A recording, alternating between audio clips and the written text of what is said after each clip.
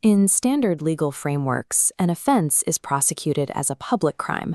When a law is broken, the state prosecutes the offender de officio, automatically upon discovering the violation, asserting its authority regardless of the victim's preferences.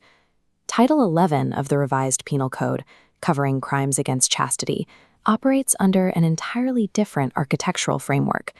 This section of the law establishes a category of private crimes. Here, the state's power to prosecute is locked behind a gateway controlled exclusively by private citizens. Without explicit formal initiation by the offended party, the court remains jurisdictionally paralyzed, unable to move forward with any charges. This creates a unique tension. Because these offenses govern deeply intimate human behavior, the law constructs highly specific rules determining exactly who holds the power to press charges and who holds the power to stop them.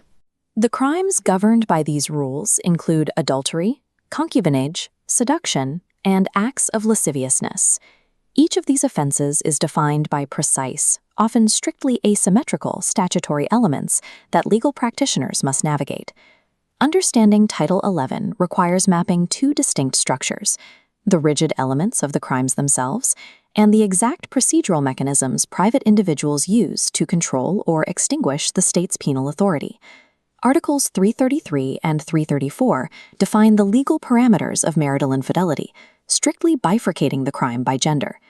Looking at this comparative matrix, Article 333 establishes adultery is committed by a married woman through a single act of sexual intercourse. The male co-defendant is equally liable, knowing she is married. Both face prisión correccional. Shifting to Article 334, concubinage requires a different behavioral threshold. It is committed only through three specific acts: keeping a mistress in the conjugal dwelling, having sexual intercourse under scandalous circumstances, or cohabiting with a woman in any other place. This means a single, non-scandalous act of infidelity by a husband outside the conjugal home fails to meet the statutory elements of concubinage. The penalties reflect a stark asymmetry. A guilty husband receives a lighter term of prisión correccional, while the concubine faces the penalty of destierro. Destierro is a specific legal penalty of geographic banishment. The individual is not incarcerated, but is legally prohibited from coming within a specified radius of a designated location. There is one mitigating circumstance for adultery. If the offending spouse committed the act while abandoned without justification, the penalty is lowered by 1 degree. Additionally, Article 345 governs civil liability. Guilty parties in either crime can be sentenced to indemnify the offended spouse for damages. The statutory text outlines a clear divergence. The law punishes female infidelity based on the mere physical act, while male infidelity is legally actionable only when it crosses a sustained or publicly scandalous behavioral threshold. Moving from the elements of the crimes to the procedural mechanics, Article 344 sets the rigid rules governing how these cases are filed. The absolute jurisdictional requirement is clear. Crimes of adultery and concubinage cannot be prosecuted except upon a direct complaint filed by the offended spouse. The law enforces an inclusion rule. The complaint must include both guilty parties if both are alive. Even with a formal complaint, there are definitive legal bars to prosecution: express consent or a subsequent pardon. If the offended spouse consented prior to the act or pardoned the offenders after, the criminal action cannot be instituted at all. A private pardon functions as a jurisdictional bar. It strips the court of its authority to hear the case, rendering the state powerless to proceed. Beyond marital infidelity, Title 11 governs non-marital offenses, grading them based on the nature of the physical act and the specific relationship between the parties. Article 336 defines acts of lasciviousness, covering lewd physical acts falling short of carnal knowledge. These are executed under specific coercive circumstances, such as using force, intimidation, or when the victim is deprived of reason. The Penal Code then addresses the crime of seduction, dividing it into two distinct statutory categories, based entirely on the method the offender uses. Article 338 defines simple seduction, targeting victims 16 and over but under 18 years of age.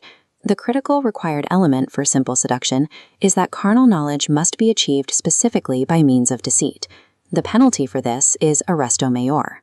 Contrast this with qualified seduction under Article 337, applying to the exact same age bracket.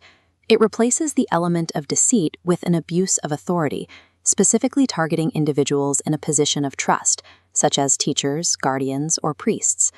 Because of that breach of trust, the penalty is elevated to prisión correccional. The law increases the penalty by yet another degree if the victim happens to be the offender's sister or descendant. The Penal Code grades these chastity offenses by meticulously measuring the imbalance of power, authority, or manipulation deployed to achieve the act.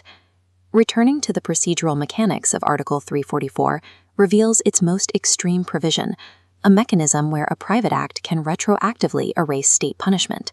This is extinguishment through subsequent marriage. By legally marrying the offended party, the criminal action is entirely extinguished, immediately remitting even a previously imposed penalty.